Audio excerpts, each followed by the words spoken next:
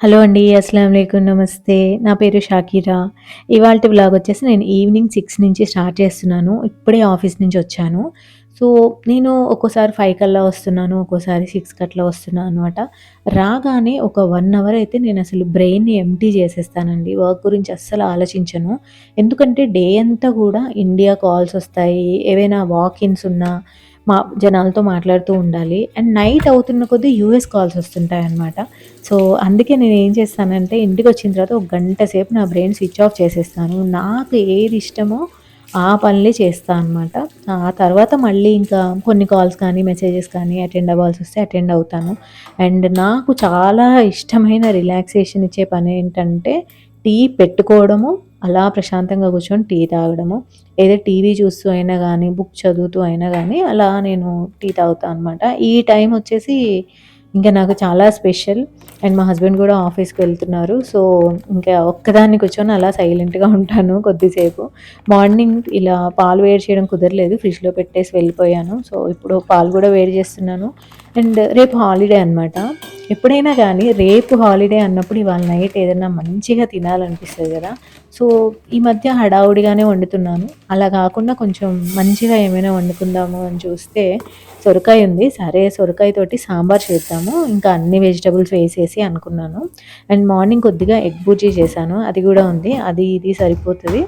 ఇంకా బయట చలిగా ఉంది గదా! మంచిగా వేడి వేడి సాంబార్ అండ్ రైస్ చేద్దాము అనేసి ఇవన్నీ జస్ట్ ప్రిపరేషన్స్ చేస్తున్నాను టీ అయ్యేలోపు. అండ్ మార్నింగ్ వచ్చేసి నేను ఇడ్లీ పిండి కోసం పప్పు, రవ్వ నానబెట్టేసాను. అది కూడా మిక్సీ వెయ్యాలి. అండ్ చట్నీ గూడా నేను ముందు రోజే చేసి పెట్టుకుంటానండి.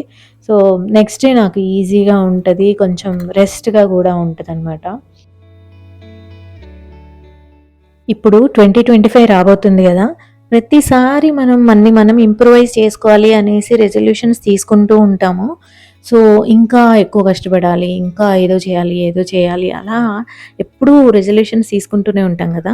నార్మల్‌గా గూడా అనుకుంటా ఉంటాం. ఇప్పటి నుంచి ఇలా ఉండాలి, అలా ఉండాలి అనేసి. సో, నాకున్న ఎక్స్‌పీరియన్స్‌తో కొన్ని ఫ్యూ వర్డ్స్ చెప్తాను. సో, ఎక్కడ గూడా స్కిప్ చేయకుండా వినండి. రొటీన్ అండ్ బోర్ ఈ పదాలని మనం ఎప్పుడు గూడా నెగెటివ్ సెన్స్‌లోనే వాడుతూ ఉంటాము. హౌ ఈజ్ లైఫ్ అంటే రొటీన్ రోజు అదే, బోరింగ్ అండ్ ఏం కూర అంటే రోజు ఇదే కూర, రోజు ఇదే పప్పు. ఎక్కువగా ఇదే నెగెటివ్ సెన్స్‌లో వాడుతూ ఉంటాం గదా! కానీ అసలు బోరింగ్ అండ్ రొటీన్ లైఫ్ అనేది ఒక బ్లెస్సింగ్. అది మనం తొందరగా రియలైజ్ అవ్వము.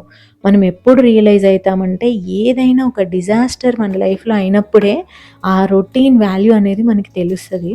ఎక్కువగా అందరూ నెగెటివ్ సెన్స్‌లోనే అంటూ ఉంటారు గానీ, అసలు ఒక రొటీన్ ఫార్మ్ చేసుకోవడం అనేది చాలా కష్టమైన పని. లైఫ్‌లో డిసిప్లిన్డ్‌గా ఉండడం అనేది అన్నిటికంటే కష్టమైన పని. డిసిప్లిన్డ్‌గా హార్డ్ వర్క్‌తో కన్సిస్టెన్సీ మెయింటైన్ చేస్తూ ప్రతిరోజు అదే రొటీన్. ప్రతిరోజు మార్నింగ్ 6కి లేవడము, ప్రతిరోజు మన హెల్త్ కోసం మనం వాకో, యోగానో ఏదో ఒకటి చేయడము, మనం చేసే జాబ్‌ని ప్రాపర్‌గా చేయడము, ఇంట్లో అందరిని చూసుకోవడము, వంట చేయడము, వాటెవర్ ఇట్ ఈస్ మీ రోల్ ఏదైతే అది 100% చేయడము, అదే రొటీన్ కన్సిస్టెంట్‌గా ఫాలో అవ్వడం అనేది నాట్ ఈజీ. దానికి చాలా విల్ పవర్ కావాలి అన్నమాట. కానీ మనం అది రియలైజ్ అవ్వము. మన లైఫ్ బానే ఉంది కదా! పిల్లలు స్కూల్‌కెళ్తున్నారు and we are good. Health బానే ఉంది. మనకి తినడానికి ఫుడ్ ఉంది, ఇల్లుంది. ఇవన్నీ బావున్నంత కాలం రొటీన్‌కసలు మనం వాల్యూనే ఇవ్వము. ఏ రోజైతే ఏదన్నా పాడైద్దో, లైక్ హెల్త్ పాడవ్వడము, ఇంట్లో ఎవరైనా సిక్ అవ్వడము, ఇలాంటియేమైనా అవుతాయో అప్పుడు మనకి అబ్బా! రొటీన్‌గా ఇంట్లో ఉండే లైఫ్ ఉంటది చూసారా? అదొక బ్లెస్సింగ్ అనేది అర్థమవుతది. సో, అలాంటి సిట్యుయేషన్స్ రాకముందే మనం మన రొటీన్ ఎంత బ్లెస్సింగ్ అనేది తెలుసుకుంటే బెస్ట్ గదా! సో, ఇంకా ఏదో ఇంప్రూవ్ చేసేసుకోవాలి, ఇంకా ఇదవ్వాలి, అదవ్వాలి అని కాకుండా ఫస్ట్ మనం whatever we have we should be thankful for it. గ్రాటిట్యూడ్‌తోని ఓకే. డెవలప్ అవ్వడంలో తప్పు లేదు. కానీ ఫస్ట్ మనకి ఉన్న బేసిక్ నీడ్స్‌కి మనం గ్రాటిట్యూడ్ చూపిచ్చాలి. అదే నేను జెప్పాలనుకుంటున్నాను. నేను ఫస్ట్ టైమ్ యూఎస్ వెళ్ళినప్పుడు, అప్పుడు నేను వర్క్ చేస్తూ ఉండేదాన్ని ఇండియాలో కంటిన్యూయస్‌గా. సో, సడెన్‌గా అక్కడికి వెళ్ళిన తర్వాత మా అబ్బాయి టాడ్లర్ అనమాట. ఇంక నేను ఇంట్లోనే ఉండేదాన్ని. నాకు ప్రతిరోజు బోర్ కొట్టేది. సో, ప్రతిరోజు కూడా నేను అబ్బా! ఇక్కడ బోరింగ్‌గా ఉంది, బోరింగ్‌గా ఉంది అనుకునేదాన్ని. కానీ నా అదృష్టం కొద్దీ నేను స్టార్టింగ్‌లోనే కొంతమంది సూపర్ విమెన్‌ని కలిసా అనమాట. అప్పుడు వాళ్ళు కరెంట్‌లీ నా ఏజ్‌లో ఉండేవాళ్ళు. సో వాళ్ళ పిల్లలు స్కూల్‌కి, కాలేజ్‌కి వెళ్తూ ఉండేవాళ్ళు. వాళ్ళని చూసి అసలు నాకు అమేజింగ్‌గా అనిపిచ్చేది. వాళ్ళ హ్యాబిట్స్ కానీ, వాళ్ళ ఎనర్జీ కానీ, వాళ్ళసలు అన్నీ హ్యాండిల్ చేసే విధానం గానీ, సో స్లోగా నేను నేర్చుకున్నాను. తర్వాత నాకర్థమైంది ఏంటి అంటే అసలు మనం రొటీన్‌గా ఇంట్లో ఉండడము, కామ్‌గా ప్రశాంతంగా ఇంటి పని చేసుకోవడము, ఇంట్లో ఫ్యామిలీని చూసుకోవడము, మన జాబ్ మనం బాగా చేయడము, ఇవసలు చాలా గొప్ప విషయాలు. మనం ఏదో గొప్ప పనులు చేయాల్సిన అవసరం లేదు. వీటిలోనే చాలా హ్యాపీనెస్ ఉంది అనేది ఈవెంచువల్‌గా నేను నేర్చుకున్నాను. అందుకే నేను షేర్ చేస్తున్నాను. మీరు గూడా ఒక 10 ఏళ్ళు వేస్ట్ చేసి నేర్చుకోవాల్సిన అవసరం లేదు. జస్ట్ ఇట్లా ఎక్స్‌పీరియన్స్‌డ్ వాళ్ళని చూసి గూడా మనం నేర్చుకోవచ్చు కదా! అందుకే చెప్తున్నాను. సో, 2025లో ఫస్ట్ మనకి ఏవైతే ఉన్నాయో we should be thankful for that life style. We should be thankful for everything.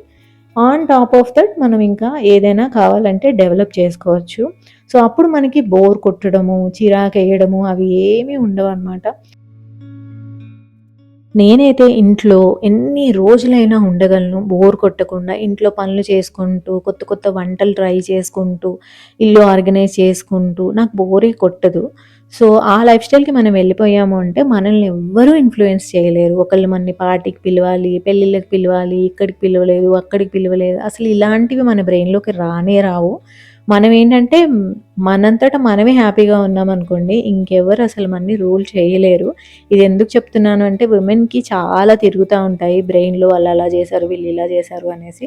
So, మన గ్లాస్ మనమే ఫుల్‌గా పెట్టుకున్నామనుకోండి అసలు వేరే వాళ్ళకి ఛాన్సే ఉండదు. సో, అదే చెప్దామనుకుంటున్నాను. 2025లో ఉన్న అసంతృప్తులన్నీ పక్కన పెట్టేసి హ్యాపీగా ఉన్న దాంట్లో హాయిగా ఉండాలి ఫస్ట్. అండ్ ఇది నెక్స్ట్ డే అండి. నేనింకా బేసిక్ ఇంట్లో పనులు చేసుకుంటున్నాను హాలిడే కాబట్టి. అండ్ మా అబ్బాయి ఇంట్లో ఉన్నాడు. అందుకనే ఫిష్ తెప్పించా అనమాట. బ్రీఫ్‌గా ఈ రెసిపీ చూపించేస్తాను. చాలా క్విక్‌గా. ఇదొచ్చేసి టిలాపియా అండి. దీంట్లో బోన్స్ ఉండవు. నేను బీబీ డైలీలో తెప్పించాను.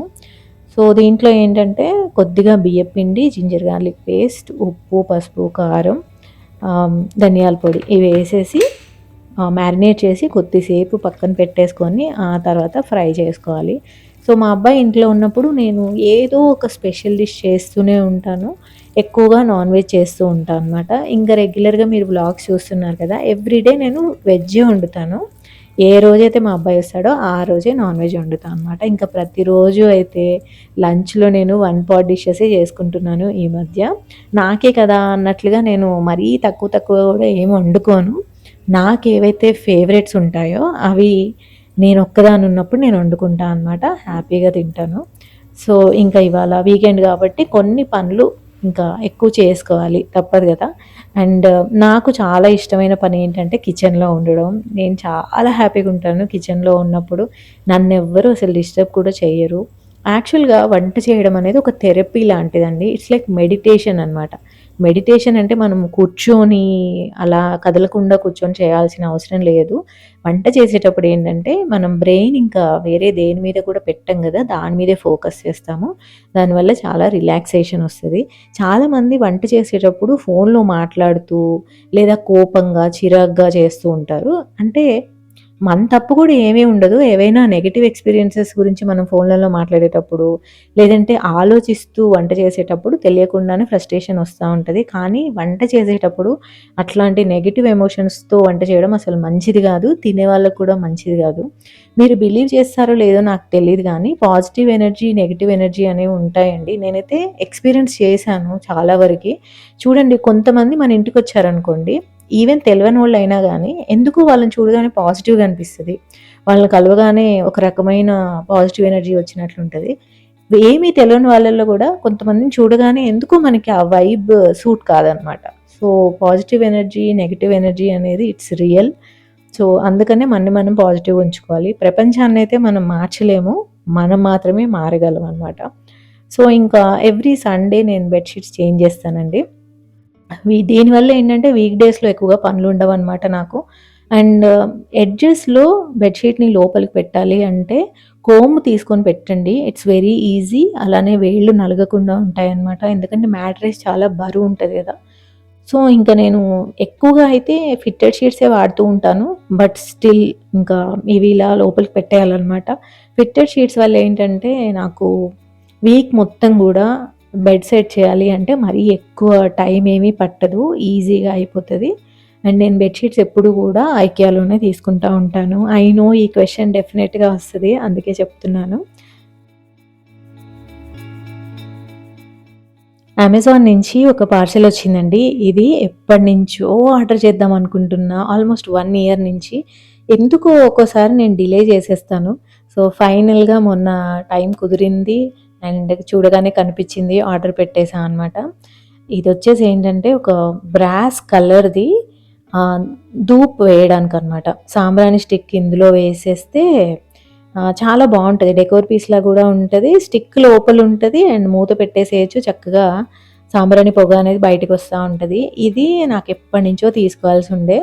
యాక్చువల్‌గా ఏంటంటే మేము బక్రీద్‌కి సాంబ్రాణి వేస్తాము. ఆ పర్పస్‌లో అసలు చాలా యూజ్ అవుతది. బట్ సమ్‌హౌ అప్పుడు స్కిప్ అయిపోయింది. అండ్ ఇప్పుడొచ్చేసి నేనేమనుకుంటున్నా అంటే ఇంట్లో నార్మల్‌గా ఇల్లంతా గూడా మనం రూమ్ ఫ్రెషనర్స్ కొడుతూ ఉంటాం గదా! లేదా రూమ్ ఫ్రెషనర్ ఏవైనా తెచ్చి ప్లగ్ ఇన్ చేయడము అట్లా పెడుతూ ఉంటాం గదా! అట్లా కాకుండా సాంబ్రాణి అయితే న్యాచురల్ గదా! కెమికల్స్ యూజ్ చేసే అవసరం లేకుండా ఇట్లా న్యాచురలే యూజ్ చేద్దాము ఇప్పటి నుంచి అనుకుంటున్నా. సో, ఇంకా రూమ్ ఫ్రెషనర్స్ కానీ ఇంకా ఏవైనా ప్లగ్ ఇన్స్ కానీ అవేం చెయ్యకుండా ఇలా కర్పూరం వెలిగించడము, సాంబ్రాణి స్టిక్ వెలిగించడం ఇంకా అవే చేద్దాం అనుకుంటున్నా. అందుకు కూడా నాకు చాలా నచ్చింది. ఇది ఓన్లీ బక్రీద్‌కే గాకుండా ఎవ్రీ ఆల్టర్‌నేట్ డే అయినా సరే అట్‌లీస్ట్ ఇట్లా సాంబ్రాణి పొగ వేస్తే ఇంట్లో పాజిటివ్ ఎనర్జీ ఉంటది. ప్లస్ ఇంకా కెమికల్స్ యూజ్ చేయకుండా మంచి స్మెల్ ఉంటది గదా! అండ్ ఇదైతే డెకోర్ పీస్‌లా ఉంది. చాలా బావుంది. దీని లింక్ ఇస్తాను. ఇది కొలాబరేషన్ అస్సలు కాదు. దీని లింక్ ఇస్తాను. కావాలంటే చూసుకోండి. 400 సంథింగ్ అట్లా అయింది. దాంట్లో చాలా వెరైటీస్ ఉన్నాయి. నేనైతే ఇది చాలు అన్నట్లు ఇది తీసుకున్నా. అండ్ రేపు మా అబ్బాయి హాస్టల్‌కి వెళ్తున్నాడు. సో, క్యారమెల్ పాప్‌కార్న్ చేసిస్తాను. తీసుకెళ్తావా అంటే తీసుకెళ్తా అన్నాడనమాట. అదే చేస్తున్నానిక్కడ. ఈ రెసిపీ కూడా సూపర్ క్విక్‌గా చూపిస్తాను. పిల్లలకి చాలా నచ్చుతది. అండ్ ఆయిల్‌లో సింపుల్‌గా ఇలా కార్న్ కెర్నల్స్ వేసుకోవాలండి. ఒక గుప్పెడు వేసుకుంటున్నా నేను. వేసేసుకొని మూత పెట్టేసేయాలి. ఫ్లేమ్ హైలో పెట్టేస్తే పాప్‌కార్న్ అయిపోతదనమాట. నేను దీంట్లో సాల్ట్ కూడా వేయలేదు. నార్మల్‌గా మీకు స్పైసీ పాప్‌కార్న్ కావాలి అంటే ఈ స్టేజ్‌లో సాల్ట్ అండ్ కారం ఇవి వేసుకున్నారంటే స్పైసీగా బావుంటది. అండ్ చాట్ మసాలా చల్లుకోవచ్చు లేదా పెరి పెరి మసాలా చల్లుకోవచ్చు. బట్ ఇది నేను స్వీట్ కింద చేస్తున్నా కాబట్టి ప్లెయిన్‌గా పాప్‌కార్న్ చేసి పక్కన పెట్టేసుకొని అదే ప్యాన్‌లో ఒక కప్ షుగర్ తీసుకున్నాను. ఇంకా ఫ్లేమ్ మీడియంకి, హైకి మధ్యలో పెట్టేసుకొని కలుపుతా ఉండాలండి. దీంట్లో ఎలాంటి వాటర్ యాడ్ చేయాల్సిన అవసరం లేదు. కొద్దిగా టైం పడుతది. ఒక 4-5 మినిట్స్ పట్టిందనమాట. ఇలా వెడల్పుగా ఉన్న ప్యాన్ మాత్రమే తీసుకోండి. అండ్ ఈ ప్యాన్ ఇలా బ్లాక్‌గా అయింది అనుకోకండి. హీట్ వల్ల అట్లా అయిందంతే. సో, ఇంకా షుగర్ అంతా కరిగిపోయిన తర్వాత ఒక స్పూన్ బటర్ వేసేయండి. అది కూడా ఇమ్మీడియేట్‌గా కరుగుతది. ఆ తర్వాత ఒక పావు టీ స్పూన్ బేకింగ్ సోడా వేయండి. ఇది గేమ్ చేంజర్ అనమాట. ఇది కంపల్సరీ వేయాలి. కొంతమంది వెయ్యరు. కానీ వేసి చూడండి. వెయ్యగానే ఇట్లా నురుగొచ్చేస్తది. నురుగొచ్చేసి చక్కగా పఫ్ అప్ అయిపోతదనమాట ఈ సొల్యూషన్ అంతా గూడా. ఇమ్మీడియేట్‌గా స్టవ్ ఆఫ్ చేసేయాలి. అండ్ పక్కన పెట్టేసి పాప్‌కార్న్ రెడీగా ఉంది గదా! అది ఇందులో వేసేసి కలిపేసేయాలనమాట. సో, ఒక రకంగా మనం చిక్కీ చేస్తాం గదా! ఆ స్టైలే కానీ షుగర్‌తో చేస్తాము. అండ్ ఇది క్యారమెల్ పాప్‌కార్న్ చాలా బావుంటది. బయటైతే చాలా కాస్ట్‌లీ ఇది. అండ్ ఇది ఎన్ని రోజులైనా ఉంటదనమాట. చక్కగా వారం వరకైనా ఉంటది. ఏం పాడవదు. సో, ఇలా బాగా కలిపేసుకొని గాలికి ఆరబెట్టుకోవాలి. ఆరిపోయిన తర్వాత ఇంకేదైనా డబ్బాలో వేసుకోవాలనమాట. నేనైతే ఇంకా ఇలా ఆరబెట్టేసి డబ్బాలో వేసేసి వాడికి హాస్టల్‌కన్నట్లు పక్కన పెట్టేశాను. సో, ఇలాంటి స్నాక్స్ వచ్చేసి యాక్చువల్‌గా 5 మినిట్సే పడతాయండి. పిల్లలకి స్కూల్ నుంచి రాగానే గూడా చేసి పెట్టొచ్చు. వాళ్ళు ఇట్లా రెడీ అయ్యి వచ్చేలోపు అయిపోతది గూడాను. ఇది అసలు బయట తీసుకోవాలి అంటే చాలా కాస్ట్ అవుతది. సో, ఇంట్లో అయితే ఈజీగా చేసేయొచ్చు. ఫ్రెష్ ఇంగ్రీడియెంట్స్‌తో చేయొచ్చు కదా! ఎలాంటి ప్రిజర్వేటివ్స్ ఉండవు. సో, ఇంకా నేను ఇది ఇలా కట్ చేసుకుంటూ ఈ బాక్స్‌లో వేసేసానండి. బాక్స్ వాడికిచ్చేస్తా అనమాట. సో, అదండి ఇవాల్టి వ్లాగ్. ఎలా ఉంది అనేసి తప్పకుండా కామెంట్ పెట్టండి. మీరు నన్ను కరెక్ట్ చేయొచ్చు. నా అభిప్రాయంతో మీరు అగ్రీ చేయకపోయినా గానీ కామెంట్ పెట్టండి. I take that as feedback. So, మీరేమనుకుంటున్నారు? 2025లో ఏం చేంజెస్ ఇద్దాం అనుకుంటున్నారు? తప్పకుండా కామెంట్స్ చేయండి. అండ్ మళ్ళీ నెక్స్ట్ వ్లాగ్‌లో కలుద్దామండి. Take care. See you later. Bye.